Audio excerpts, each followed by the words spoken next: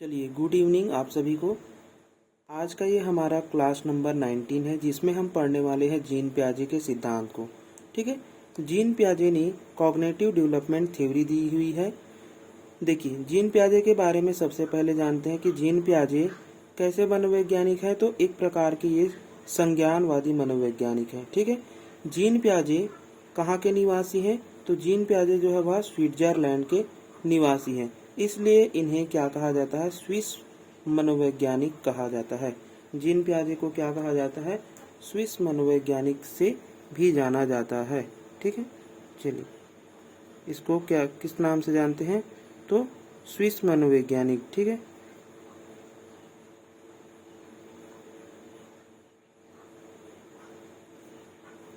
चलिए जीन पियाजे को क्या बोलते हैं? स्विस मनोवैज्ञानिक के नाम से भी जानते हैं। देखिए, जीन पियाजे के बारे में हमें जानना है तो सबसे पहले जो जीन पियाजे थे वो 1896 में इनका जन्म हुआ है और 1980 में इसकी मृत्यु हुई है ना।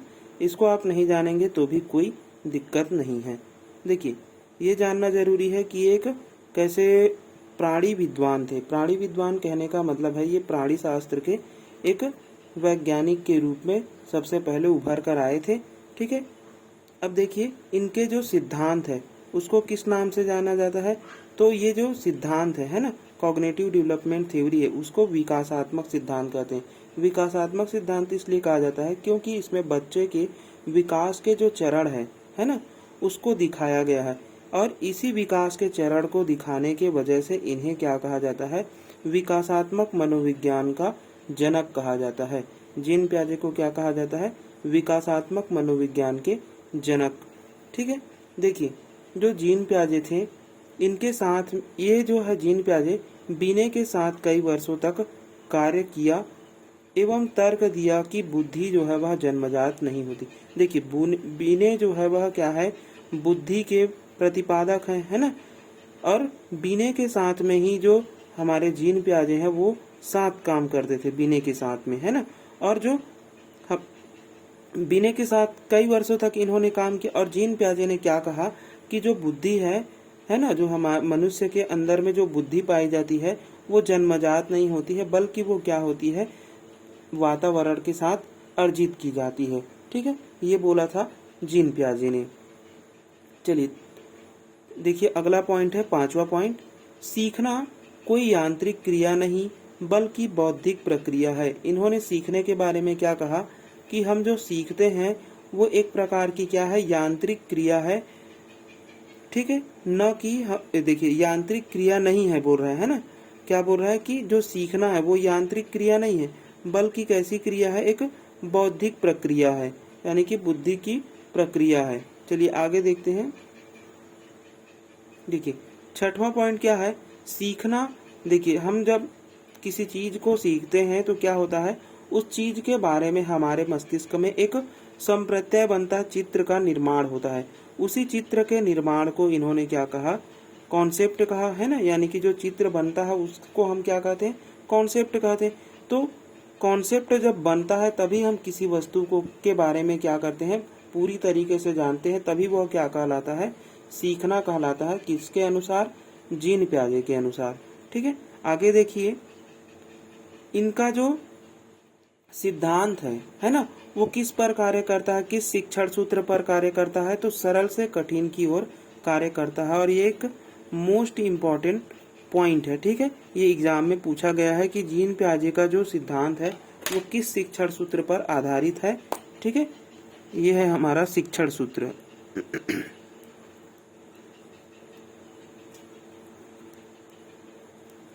ठीक है, तो चलिए हम बता देंगे कि जीन पियाजे जो है वह सरल से कठिन की ओर वाले शिक्षण सूत्र पर आधारित सिद्धांत है। चलिए अब देखिए आठवां पॉइंट। आठवां पॉइंट क्या कह रहा है कि शुरू में अनुभव कम होता है तो सरल संप्रत्यय बनता है, फिर बाद में आयु के साथ साथ अनुभव बढ़ने पर जटिल संप्रत्यय का निर्माण होता है। देखिए आठवां पॉइंट क्या कर रहा है कि पियाजे के अनुसार, है ना, जो बच्चे होते हैं वो छोटे होते हैं पहले तो, है ना। अगर वो बच्चे छोटे हैं तो वो क्या करते हैं? उनमें जो अनुभव है वो कम होता है, तो कम होने के कारण वो क्या करते हैं, छोटे छोटे यानी कि सरल वस्तुओं के बारे में सबसे पहले अपनी धारणा बनाते हैं, मतलब उस सरल वस्तुओं को सीखते हैं। फिर जैसे जैसे उनकी आयु बढ़ती जाती है, फिर उनके अनुभव भी बढ़ते जाते हैं, तब वो क्या करता है, जटिल संप्रत्यय को का निर्माण करता है। ठीक है, चलिए अगला पॉइंट है 9वां। बच्चों को स्वतंत्र वातावरण में छोड़ दिया जाता है तो वे अपने अनुभव से स्वयं ज्ञान का निर्माण करते हैं। उन्हें किसी समाज की आवश्यकता नहीं है, ये भी प्याजे ने कहा है। यानी कि जो बच्चा होता है उसे एक स्वतंत्र वातावरण में छोड़ देना चाहिए, है ना, तभी वो क्या करते हैं, स्वतंत्र रूप से ज्ञान का वो निर्माण कर पाते हैं, है ना, ज्ञान को ग्रहण कर पाते हैं, ये कहते हैं हमारे प्याजे। चलिए अगला है हमारा 10वां पॉइंट। अब देखिए बच्चा जो है वह क्या कर रहा है, ज्ञान का निर्माण करता है ना। तो ज्ञान का निर्माण करने के लिए उसको एक चिंतन शक्ति की, है ना, यानी कि जो संप्रत्यय हमारा निर्माण हो रहा है ना, वो किस पर आधारित है, तो बच्चों के स्तर पर, परिपक्वता स्तर पर, यानी कि उसके अनुभव पर। ठीक है, और अनुभव की जो भी अंतः क्रियाएं वो पर्यावरण के साथ में कर रहा है, दोनों के मिलाप से ही क्या होता है, बच्चा जो है वह चिंतन शक्ति कर पाता है, यानी कि संप्रत्यय का निर्माण कर पाता है। ठीक है, अब देखते हैं जीन पियाजे ने किस पर प्रयोग किया हुआ है। ठीक है, तो देखिए जीन पियाजे का प्रयोग क्या है, LLJ यानी कि लॉरेंट, ल्यूसीन और जैकलिन, ये उनके क्या है, अपने बच्चे थे। ठीक है, अपने बच्चों पर जीन पियाजे ने क्या किया था, प्रयोग किया था। एक पुत्र था और 2 पुत्री थी। लॉरेंट पुत्र का नाम है और ल्यूसीन और जैकलिन जो है वह उनकी उसके पुत्री के नाम है। ठीक है, चलिए इस पर उन्होंने क्या किया था, प्रयोग किया था कि उन्होंने अपने बच्चों को क्या किया, स्वतंत्र अभिव्यक्ति के लिए वातावरण पर छोड़ दिया और देखता गया कि बच्चे जो है वह किस रूप से ज्ञान का अनुसरण कर रहे हैं, ज्ञान को सीख रहे हैं, ज्ञान का निर्माण कर रहे हैं। ठीक है, इस पर उन्होंने क्या किया, पूरी तरीके से रिसर्च किया। ठीक है, चलिए आगे देखते हैं हम इनके सिद्धांत को और किस किस नाम से जानते हैं। देखिए जो जीन पियाजे का सिद्धांत है उसे सबसे पहला तो संज्ञानात्मक विकास का सिद्धांत कहते हैं। ठीक है, इसी संज्ञानात्मक विकास सिद्धांत को ज्ञानात्मक विकास का सिद्धांत भी कहा जाता है। ठीक है, यह जो है वह कई चरणों में विभाजित है, इसलिए इसे क्या कहा जाता है, विकासात्मक मतलब कि विकासात्मक सिद्धांत भी कहा जाता है। ठीक है, 4 अवस्थाएं इन्होंने दी है, इसलिए इसे क्या कहा जाता है, अवस्था का सिद्धांत कहा जाता है। ठीक है, संज्ञानवाद का सिद्धांत भी कहा जाता है, क्योंकि बच्चे यहाँ पर यांत्रिक क्रिया नहीं करते बल्कि क्या करते हैं, अपने बुद्धि का इस्तेमाल करते हैं, इसलिए इन्हें क्या कहा गया, संज्ञानवाद का सिद्धांत भी कहा गया या फिर संज्ञानात्मक विकास का सिद्धांत कहा गया, और इसीलिए इसे मानसिक विकास का सिद्धांत भी कहा जाता है। ठीक है, चलिए अब देखते हैं इनकी 4 अवस्थाएं क्या क्या हैं। देखिए जो जीन पियाजे की 4 अवस्थाएं हैं, सबसे पहली है सेंसरी मोटर स्टेज। ठीक है, आप इंग्लिश में ही नाम को प्रीफर करें, ज़्यादातर याद करने की कोशिश करें, क्योंकि जो हिंदी के नाम है वो अलग अलग बुक में अलग अलग तरीके से दिया हुआ है। ठीक है, डीएलएड के बुक में अलग है, बीएड के बुक में अलग है, कंपटीशन एग्जाम के बुक में अलग है ना। तो लेकिन इंग्लिश के नाम जो है वह परिवर्तित नहीं है, इंग्लिश के नाम सभी जगह सेम है, इसलिए आप इंग्लिश के नाम को ज़्यादा प्रीफर करें। कि जो चलिए इसकी अवस्थाएं क्या क्या है, तो 4 अवस्थाएं देख लेते हैं। सबसे पहले है सेंसरी मोटर स्टेज। ठीक है, इसे संवेदी पेशी अवस्था या इंद्रिय जनित गामक अवस्था भी कहा जाता है। इसका जो समय होता है वो 0 से लेकर के, यानी कि बच्चा जब जन्म लेता है से लेकर के 2 साल तक होता है। ठीक है, दूसरा है पूर्व या पाक संक्रियात्मक अवस्था, जिसे हम प्री ऑपरेशनल स्टेज कहते हैं। प्री ऑपरेशनल स्टेज 2 से लेकर के 7 वर्ष की होती है। फिर तीसरा होता है मूर्त या ठोस संक्रियात्मक अवस्था। क्या होती है, मूर्त या ठोस संक्रियात्मक अवस्था, इसको हम कहते हैं कॉन्क्रीट ऑपरेशनल स्टेज। ये होती है 7 से लेकर के 11 साल के बीच में। ठीक है, अगला है हमारा चौथा अमूर्त या औपचारिक संक्रियात्मक अवस्था। ठीक है, ये होती है एब्स्ट्रैक्ट या फॉर्मल ऑपरेशनल स्टेज। ठीक है, ज्यादातर यही पूछा जाता है, फॉर्मल ऑपरेशनल स्टेज 11 से लेकर के 15 साल तक। ठीक है, चलिए आगे देखते हैं इनके सभी अवस्थाओं को अब एक एक करके हम क्या करने वाले हैं, पढ़ने वाले हैं। तो सबसे पहले हम पढ़ने वाले हैं संवेदी पेशी अवस्था, या इसी को हम कह रहे हैं इंद्रिय जनित गामक अवस्था। चलिए देखिए, सबसे पहला है सेंसरी मोटर स्टेज, जिसे हम इंद्रिय गामक अवस्था या इंद्रिय जनित अवस्था कह रहे हैं, है ना। इसका जो समय था वो 0 से लेकर के 2 वर्ष तक था, है ना। इसमें बालक संसार के बारे में देखकर, छूकर, स्वाद लेकर, सुनकर जानकारी, ज्ञान का ग्रहण करता है। अर्थात बच्चा अपनी इंद्रियों के माध्यम से क्या करता है, सीखता है ना। देखिए, जो सेंसरी मोटर स्टेज के बच्चे होते हैं वो क्या करते हैं, अपने इंद्रियों के माध्यम से ज्ञान का क्या करते हैं, अनुसरण करते हैं, और अनुसरण करके वो सीखते हैं। अब मान लीजिए कि बच्चा जो है वह 0 वर्ष का है ना, तब वो अपने क्या का प्रयोग करेगा, आंख का प्रयोग करेगा, देखेगा, है ना, मतलब कि इंद्रियों का प्रयोग करेगा, छू कर देखेगा। 0 से लेकर के 1 साल तक, 6 माह तक के बच्चे क्या करेंगे, जो है देखिए इंद्रियों का सबसे ज्यादा प्रयोग करते हैं।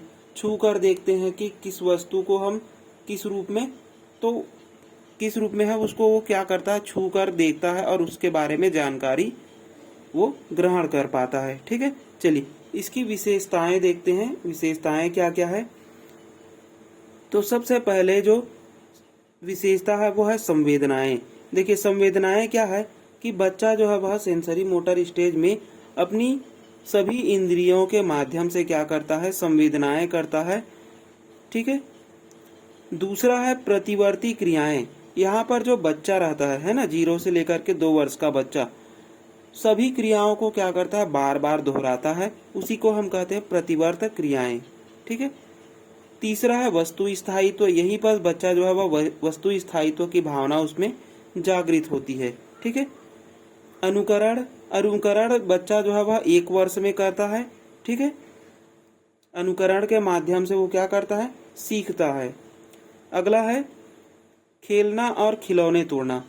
देखिए बच्चा जो है वह 0 से लेकर के 2 वर्ष का है ना, तो खिलौने को क्या करता है, वो तोड़ तोड़ कर देखता है कि इसमें क्या है, क्यों है ना, कैसे है, ये सब के बारे में वो क्या करता है, या तो खेलता है उस खिलौने को या फिर तोड़ता है ना, यही काम उसका रहता है। अगला है बालक इस अवस्था में शरीर से चीजों को इधर उधर करता है और वस्तुओं को पहचानने का प्रयास करता है।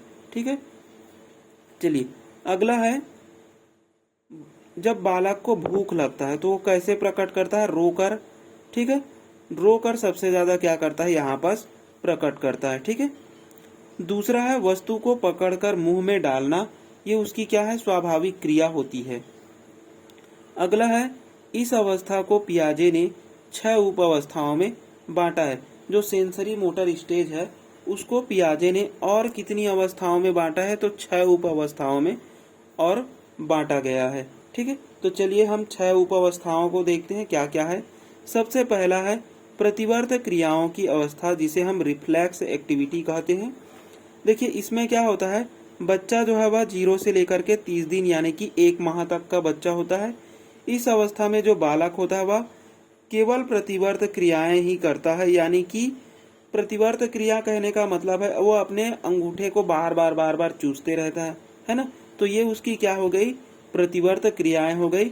तो चूसना ही उसकी क्या है, सबसे प्रमुख प्रतिवर्त क्रिया है। ठीक है, ये एग्जाम सीटेट एग्जाम में पूछा गया है कि पियाजे के अनुसार सबसे प्रमुख है ना प्रतिवर्त क्रिया क्या है, तो उसमें ऑप्शन दे दिया गया था, तो उसमें ऑप्शन क्या था, चूसना। चलिए दूसरा पॉइंट देखते हैं। दूसरा पॉइंट क्या है, प्रमुख वृत्तीय क्रियाओं की अवस्था। देखिए प्रमुख वृत्तीय क्रियाओं की अवस्था है प्राइमरी सर्कुलर रिस्पॉन्स। क्या होता है यहाँ पर, अब 1 माह का बच्चा तो वहां हमने पढ़ लिया है ना रिफ्लेक्स एक्टिविटी में, फिर हम क्या पढ़ने वाले, अब 1 से लेकर के 4 माह का बच्चा हो गया है ना। अब बच्चा कितने वर्ष का हो गया है, 1 से लेकर के 4 माह के बीच का है। तो इसमें जो बालक होता है वो प्रतिवर्त क्रियाओं को क्या करता है, बार बार दोहराता है। यानी कि जैसे कि बच्चा जो है वह क्या करता है, इस अवस्था में अंगूठे को और बार बार चूसता है ना, अंगूठे को बार बार चूसना या किसी खिलौने को पकड़कर सीधे मुंह में डालना, यही काम करते रहता है। उसको वो क्या करता है, बार बार दोहराते रहता है। इसी को हम कह रहे हैं कि प्रतिवर्त क्रियाएं। तो ये हो गया हमारा प्रमुख वृत्तीय क्रियाओं की अवस्था।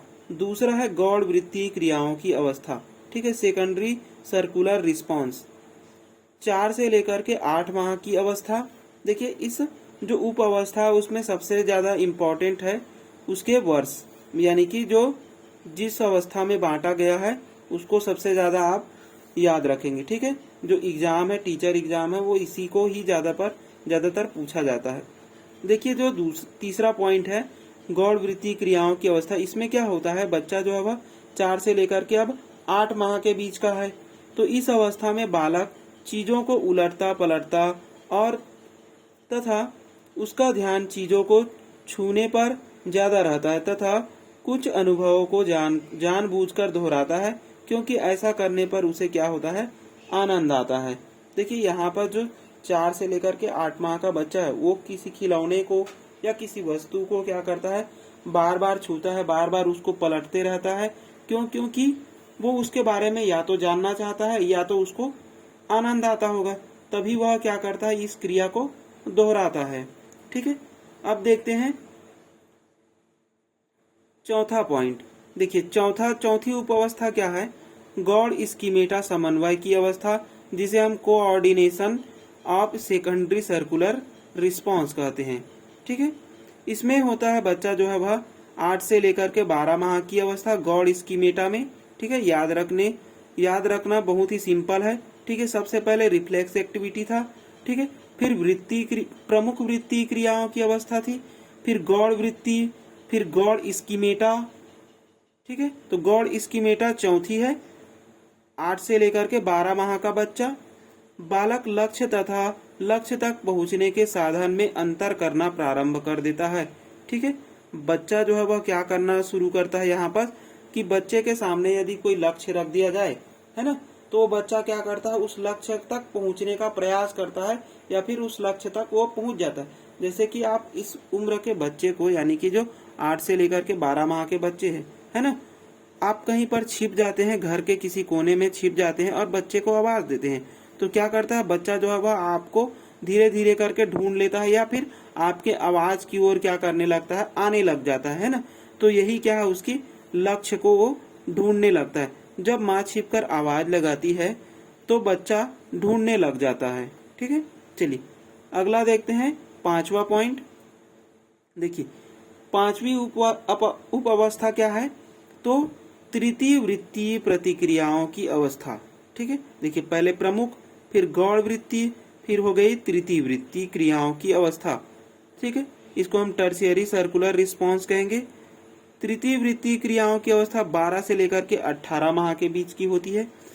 बालक त्रुटि एवं प्रयास से वस्तु के गुण को जानना सीख जाता है, यानी कि जब बच्चा 1 से लेकर के 1.5 साल का होता है तो उसके जो भी दिए गए वस्तु है ना, उसमें वो क्या करता है, उसके गुणों को जानने का प्रयास करता है या फिर, ठीक है, जानने का प्रयास करता है या सीखता है। जैसे कि यहाँ पर उदाहरण के रूप में वस्तुओं को ऊपर से नीचे गिराकर देखना। अब चलिए आगे देखते हैं 6वां पॉइंट। 6वीं उप अवस्था है मानसिक संयोग द्वारा नए साधन की खोज की अवस्था। देखिए लास्ट क्या है, मानसिक संयोग द्वारा, यानी कि अब क्या करेगा बच्चा जो है वह मानसिक रूप से सोचने लग जाता है और कुछ जो साधन होते हैं, है ना, उसको वो क्या करने लगता है, खोजने लग जाता है। यहाँ पर बच्चा जो है वह 18 से लेकर के 24 माह का होता है। बालक वस्तुओं के प्रति चिंतन प्रारंभ कर देता है, ठीक है। यहाँ पर से एक प्रश्न बना था कि बालक जो है वह चिंतन प्रारंभ, है ना, यानी कि प्रारंभिक चिंतन कब प्रारंभ करता है, ठीक है। तो सेंसरी मोटर स्टेज को लगाएंगे। बालक सीधे दृष्टिगोचर नहीं होने वाले वस्तुओं के प्रति अनुक्रिया करना प्रारंभ कर देता है। वस्तु स्थायी, तो इसी को हम कहते हैं ऑब्जेक्ट परमानेंस, यानी कि देखिए यहाँ पर ऑब्जेक्ट परमानेंस यानी कि वस्तु स्थायी तो किसे कह रहे हैं कि बच्चा जो है वह किसी वस्तु को नहीं देख रहा है ना, फिर भी उसके बारे में वो क्या करने लग जाता है, चिंतन करने लग जाता है, वही उसकी क्या है, वस्तु स्थायित्व होती है, ठीक है। तो ये थी हमारी पहली अवस्था। अब हम चलते हैं दूसरी अवस्था की ओर। चलिए देखिए, दूसरी अवस्था क्या है, प्री ऑपरेशनल स्टेज, जिसे हम पाक या पूर्व संक्रियात्मक अवस्था कहते हैं। इसका जो समय काल है वो 2 से लेकर के 7 वर्ष तक का है ना। इसमें क्या होता है, देखिए इसकी विशेषताएं क्या क्या है। भाषा का प्रयोग अधिक देखने को मिलता है, यानी कि भाषा का यहाँ पर सबसे ज्यादा प्रयोग बच्चे में देखने को मिलते हैं। ठीक है, यह अवस्था पूर्व बाल्यावस्था यानी कि 2 से लेकर के 6 वर्ष की है। ठीक है, इसी अवस्था को हम क्या कह रहे हैं, पूर्व बाल्यावस्था कह रहे हैं। ठीक है, इसे भाषा विकास का संवेदनशील चरण माना जाता है। ठीक है, भाषा विकास का संवेदनशील चरण क्या है, तो पूर्व बाल्यावस्था लगाएंगे।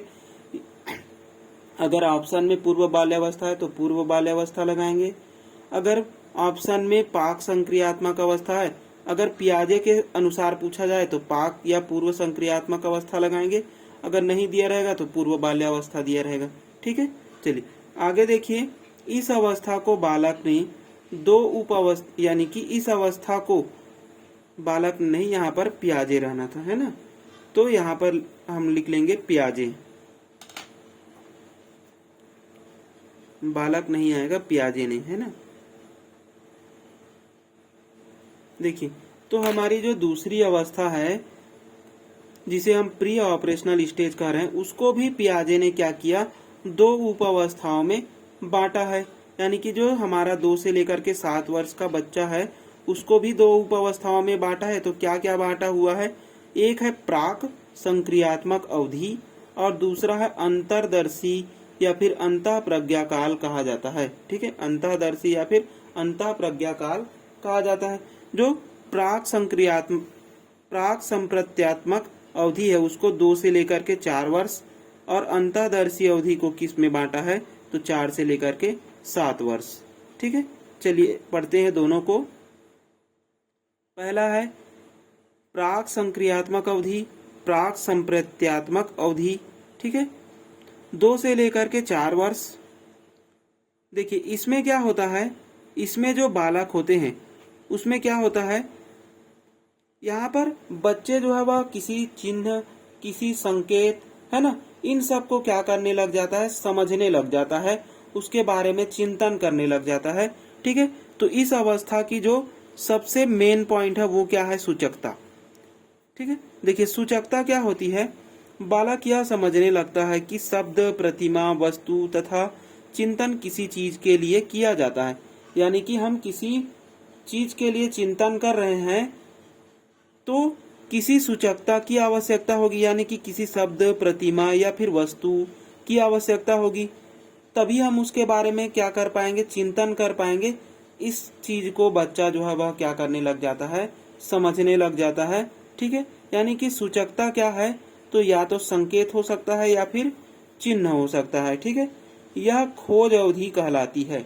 ठीक है, इसे हम और क्या कहते हैं, खोज अवधि के नाम से भी जानते हैं। ठीक है, जो हमारा प्राक संप्रत्यात्मक अवधि है उसे हम क्या कहते हैं, खोज की अवधि कहते हैं। चलिए अगला देखेंगे। यहाँ बालक क्या, क्यों, कैसे प्रश्न पूछते हैं। बालक प्रतीकात्मक ढंग से सोचने लगता है। अगला है संकेत व चिन्ह प्राक संक्रियात्मक अवस्था के महत्वपूर्ण साधन है। किसके, प्राक संक्रियात्मक अवस्था के महत्वपूर्ण साधन क्या क्या है, तो संकेत व चिन्ह। ठीक है, देखिए इस अवस्था की सीमाएं क्या है, तो सीमाएं हैं जीववाद। क्या है, जीववाद। देखिए जीववाद होता क्या है, बालक जो है वह निर्जीव वस्तुओं को भी क्या करने लग जाता है, सजीव समझने लग जाता है। यानी कि जो बच्चा है 2 से लेकर के 4 साल का, है ना, वो क्या करता है, जैसे उसको किसी चीज से टक्कर लग जाए तो वो रोने लग जाता है। अगर आप उसी जिस चीज से उसे टक्कर लगा है उसको आप 2 थप्पड़ मार दो या फिर 2 बार मार दो, है ना, तो क्या समझने लग जाता है बच्चा कि उसको भी अब दर्द हो रहा है ना, तब बच्चा क्या हो जाता है, जाकर के चुप हो जाता है। ठीक है, देखिए सूरज की गर्मी, यानी कि सूरज को गर्मी लगती है, यह कहने लग जाता है बच्चा। गुड़िया को भूख लगी है, इस प्रकार के शब्द जो है वह बच्चा कहने लग जाता है। ठीक है, अगली सीमा है अहम केंद्रिता की। देखिए ईगोसेंट्रिज्म क्या है, अहम केंद्रिता, इसमें बालक सिर्फ अपने विचारों को सही मानता है। जो 2 से लेकर के 4 वर्ष का बच्चा है वो अपने ही विचार को ही क्या मानता है, सही मानता है, यानी कि मैं जो कह रहा हूँ वही सही है। शिशु को विश्वास रहता है कि संसार की सारी वस्तुएं उसके इर्द गिर्द चक्कर लगाती है। ठीक है, यानी कि अगर बच्चे ने कह दिया कि गुड़िया को भूख लगी है तो गुड़िया को भूख लगी ही है।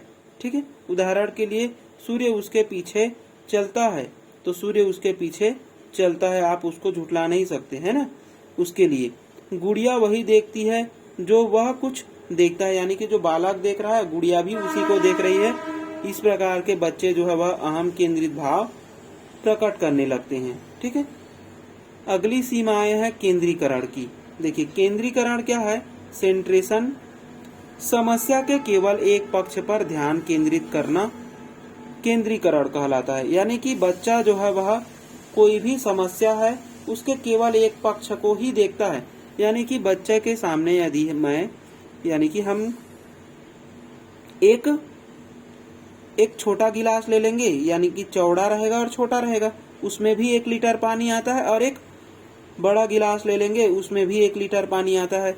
अगर हम यहाँ पर बच्चे से पूछे कि किसमें पानी ज्यादा है तो बच्चे जो है वह उसके ऊंचाई को ही देखता है और बता देता है कि बी वाले में सबसे ज्यादा पानी है और ए वाले में कम पानी है।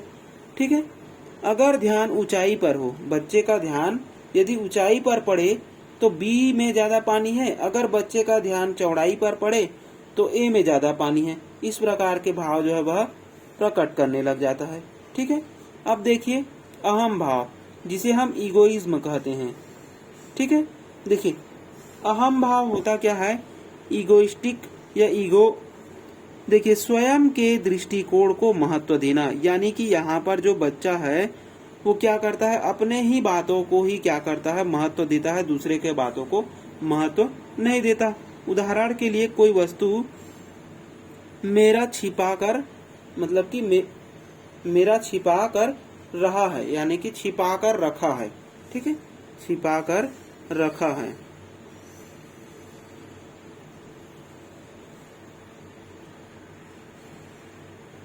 देखिए कोई वस्तु मेरा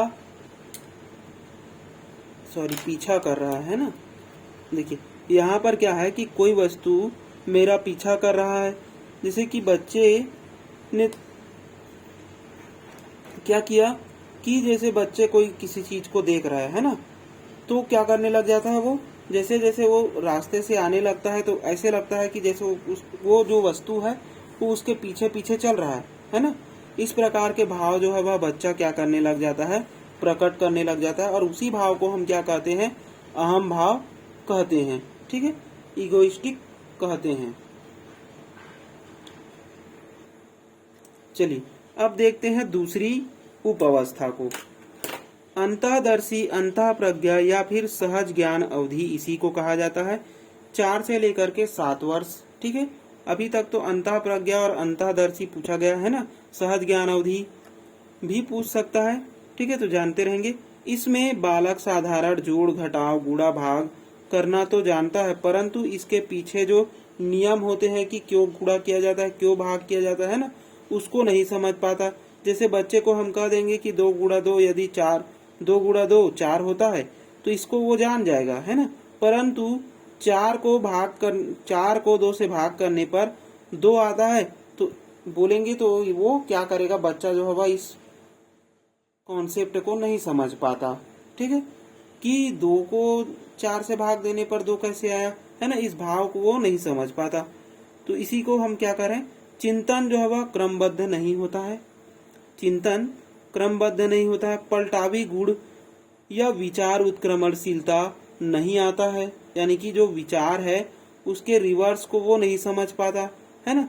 संरक्षण यानी कि कंजर्वेशन के गुण का विकास नहीं हो पाता। संरक्षण कहने का मतलब है उसके जो भी भाव है ना, उसको नहीं समझ पा रहा है। चौथा है संख्या एवं परिणाम के बीच समझ का अभाव।